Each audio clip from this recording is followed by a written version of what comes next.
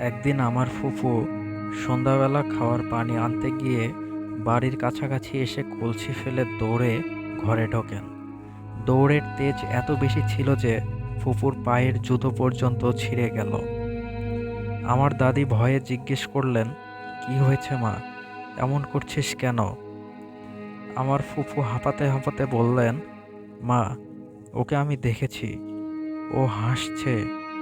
আমার দাদি অবাক হয়ে বললেন, কে হাসছে, কে আসছে? ফুফু আতঙ্কিত গলায় বললেন, মা, ওই শয়তানটা আসছে, আমাকে বাঁচাও। এর ঠিক ৩-৪ মিনিট পরেই আমার ফুফুর শরীরে ওই চিনটা ভর করে। কেউ কিছু বুঝে ওঠার আগেই ফুফু ঝড়ের বেগে ঘর থেকে বের হয়ে যান। বাড়ির পুরুষরা কেউ তাকে ধরে রাখতে পারেনি। সাথে সাথে আমার বাবা আর চাচারা টর্চ লাইট নিয়ে বের হলেও আমার ফুফু কোথায় যেন হাওয়ায় মিলিয়ে গেল। সবাই চারিদিকে অনেক খুঁজেও কোথাও পেলেন না ফুফুকে।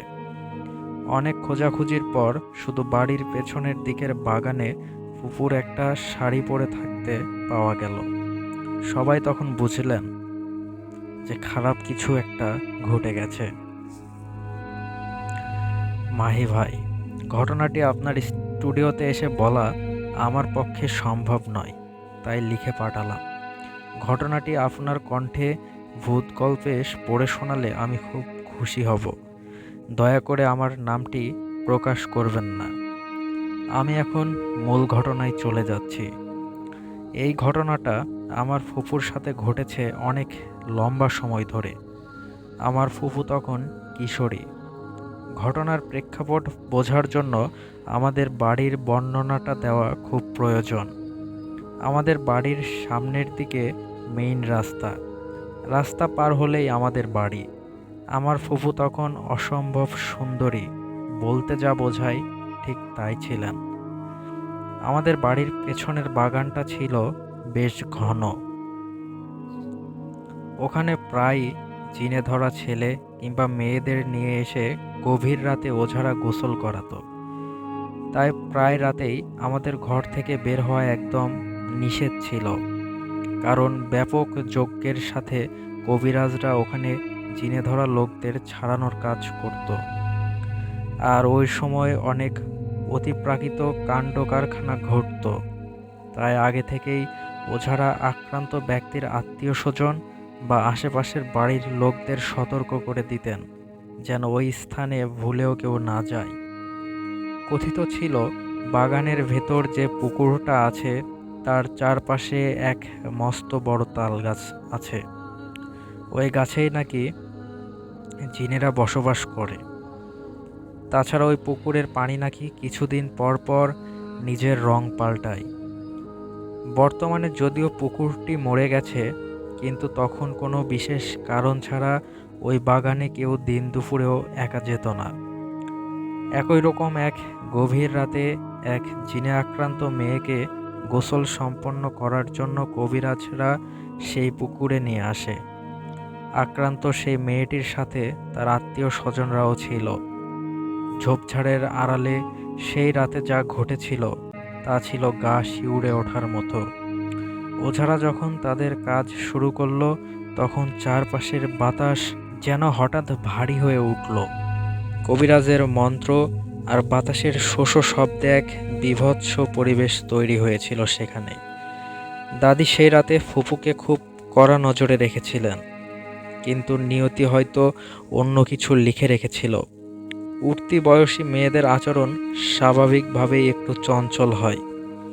দাদি প্রথমে সেটাকেই বড় করে দেখেছিলেন, কিন্তু সেই রাতে বাগানের দিক থেকে ভেসে আসা সেই অদ্ভুত হাসির শব্দ কেউ আজও ভুলতে পারেনি।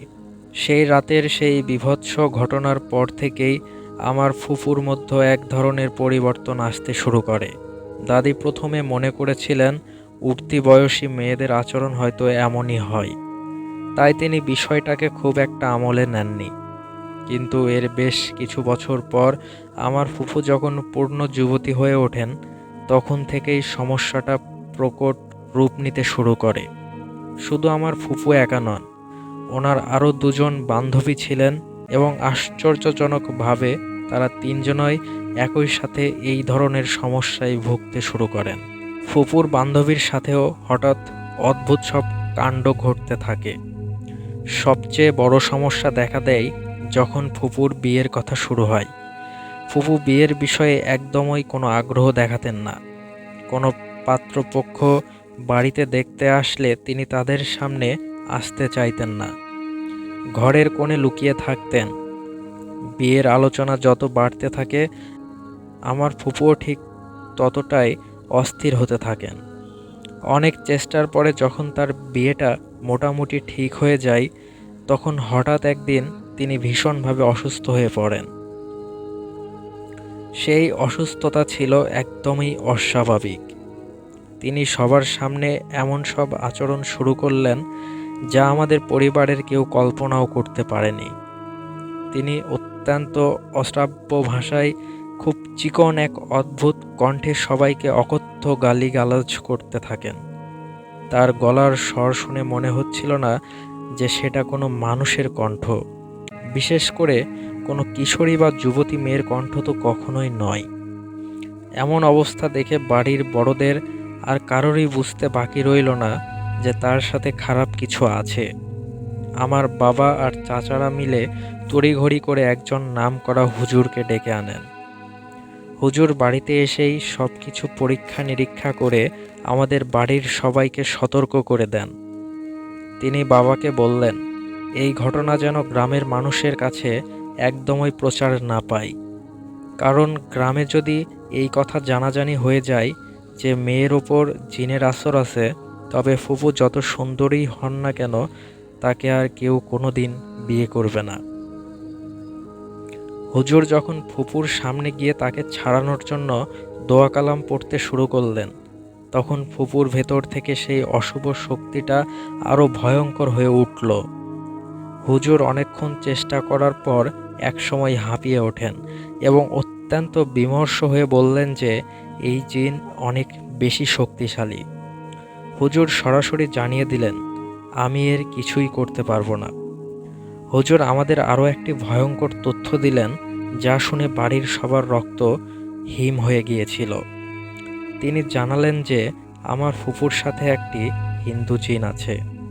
এই জিনটি কোনো সাধারণ জিন নয় এবং সে কোনোভাবেই ফুপুকে ছাড়তে রাজি নয়। হুজুর যখন ফুপুর শরীরে থাকা সেই জিনের সাথে কথা বলার চেষ্টা করছিলেন তখন জিনটি অত্যন্ত দম্ভের সাথে জানিয়ে দেয় যে সে ফুপুকে নিয়ে যাবেই এবং কেউ তাকে আটকাতে পারবে না। বাড়ির পেছনের সেই পরিত্যক্ত পুকুর আর বিশাল তাল গাছটা যেন ধীরে ধীরে আমাদের পুরো পরিবারকে গ্রাস করতে শুরু করেছিল। হুজুর যখন নিজের অপারগতা প্রকাশ করে চলে গেলেন তখন আমাদের পুরো পরিবার এক গভীর অন্ধকারে নিমজ্জিত হলো। হুজুরের সেই শেষ কথাগুলো যে এই জিনটি অত্যন্ত শক্তিশালী এবং এটি একটি হিন্দু জিন সবাইকে স্তম্ভিত করে দিয়েছিল। ফুপুর শারীরিক ও মানসিক অবস্থা দিনে দিনে আরও খারাপের দিকে যাচ্ছিল। তিনি এখন আর দিনের বেলাতেও ঘর থেকে বের হতে পারতেন না। সারাক্ষণ ঘরের দরজা জানালা বন্ধ করে অন্ধকার কোণে বসে থাকতেন। কখনো কখনো দেখা যেত তিনি নিজের মনেই খুব নিচু স্বরে কারো সাথে কথা বলছেন বা খিলখিল করে হাসছেন, কিন্তু কেউ ঘরে ঢুকলেই তিনি একদম শান্ত হয়ে যেতেন এবং তীক্ষ্ণ দৃষ্টিতে তাকিয়ে থাকতেন। সেই সময় সেই পরিত্যক্ত পুকুর আর বাগানকে নিয়ে গ্রামে নতুন করে কানাঘুষা শুরু হয়। আসলে সেই পুকুর আর বাচ্চা নিয়ে অদ্ভুত কিছু তথ্য আগে থেকেই প্রচলিত ছিল। জানা যায় আগে নাকি সেই পুকুরটি গ্রামের অন্য সব সাধারণ পুকুরের মতোই ছিল। মানুষ সেখানে মাছ ধরত, পানি নিত। তবে সব কিছুর আমূল পরিবর্তন ঘটে যখন একটি ছোট বাচ্চা রহস্যজনকভাবে এবং খুব অস্বাভাবিক উপায়ে সেই পুকুরে পড়ে মারা যায়। কেউ বুঝতে পারেনি বাচ্চাটি কিভাবে সেখানে গেল বা কেন সে পড়ে গেল। সেই ঘটনার পর থেকেই নাকি পুকুরটি অপয়া হয়ে ওঠে। এরপর থেকে কেউ যখন ওই পুকুরে কলসি নিয়ে পানি নিতে আসতো তাদের মনে হতো পানির ভেতর থেকে কেউ একজন তাকে প্রচণ্ড শক্তিতে নিচের দিকে টানছে। এমনকি দিনের বেলাতেও কেউ যদি পুকুরে গোসল করতে নামতো, তারা অনুভব করত পানির নিচে কারো অস্তিত্ব আছে, কারো ঠান্ডা হাতের ছোঁয়া পায়ে বা শরীরে পাওয়া যেত। এরকম অসংখ্য অদ্ভুত আর রহস্যময় ঘটনার কারণে মানুষ ধীরে ধীরে সেই পুকুরটি ব্যবহার করা বন্ধ করে দেয় এবং একসময় এটি পুরোপুরি পরিত্যক্ত হয়ে জঙ্গলে ঢাকা পড়ে যায়। ফুপুর সাথে ঘটে যাওয়া সেই নিখোঁজ হওয়ার রাতেও নাকি তাকে সেই পুকুর পাড়েই দেখা গিয়েছিল। বাবার চাচারা যখন টর্চ নিয়ে বাগানে গিয়েছিলেন, তখন তারা দেখেছিলেন পুকুরের পানি প্রচণ্ডভাবে কাঁপছে, যেন কেউ একজন মাত্রই ডুব দিল। কিন্তু তারা তন্ন তন্ন করে খুঁজেও ফুপুকে পাননি। শুধু সেই শাড়িটি গাছের ডালে এমনভাবে আটকে ছিল যেন কেউ ওটা ছিঁড়ে সামনে রেখে গেছে। বর্তমানে আমাদের সেই গ্রামের বাড়ি আর আগের মতো নেই, পুকুরটিও ঢাকা পড়ে গেছে। কিন্তু সেই স্মৃতিগুলো এখনো আমাদের পরিবারের বড়দের তাড়া করে বেড়ায়। তো ভাই, এটা ছিল আমার জীবনে ঘটে যাওয়া একটি অত্যন্ত অদ্ভুত এবং রহস্যময় ঘটনা, যেটার সাক্ষী আমি নিজেই। এই ঘটনার পর থেকে আমি বিশ্বাস করতে শুরু করি যে আমাদের চারপাশেই এমন কিছু শক্তি আছে যা আমরা সাধারণ চোখে দেখতে পাই না। ঘটনাটি যদি আপনার ভালো লেগে থাকে, তবে অবশ্যই আপনার শ্রোতাদের শোনাবেন। আমি চেষ্টা করব ভবিষ্যতে আমার গ্রাম নিয়ে এবং আমার সাথে ঘটা আরও কিছু অদ্ভুত ঘটনা আপনার এই ভূত গল্প চ্যানেলে লিখে পাঠাতে। সবাই ভালো থাকবেন।